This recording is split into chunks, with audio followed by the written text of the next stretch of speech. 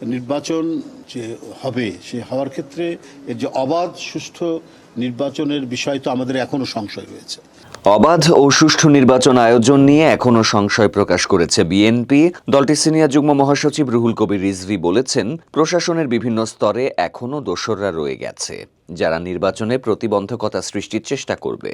রোববার দুপুরে রাজধানীর আগারগাঁওয়ে নির্বাচন কমিশনের সাথে বৈঠক শেষে সাংবাদিকদের সাথে আলাপকালে তিনি এই মন্তব্য করেন।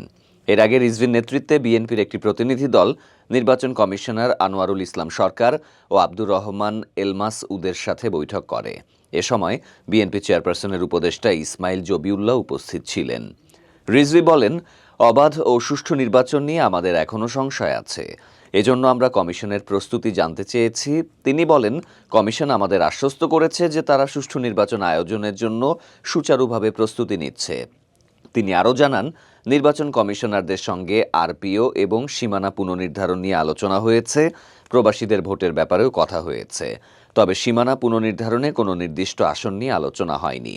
গণ অধিকার পরিষদের সভাপতি নুরুল হক নূরের ওপর হামলার বিষয়ে প্রশ্ন করা হলে রিজভী বলেন, ফ্যাসিবাদ বিরোধী আন্দোলনে গুরুত্বপূর্ণ ভূমিকায় ছিলেন নূর। তার ওপর যেভাবে হামলা হয়েছে এটা নিন্দনীয়। তার ওপর হামলার বিষয়ে নিরপেক্ষ তদন্ত হওয়া উচিত।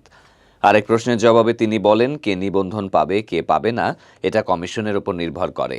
সবার অংশগ্রহণে একটি অংশগ্রহণমূলক নির্বাচনই ইসি করবে বলে প্রত্যাশা বিএনপির। তিনি আশা করেন নির্বাচন কমিশন সাংবিধানিকভাবে তাদের দায়িত্ব পালন করবে।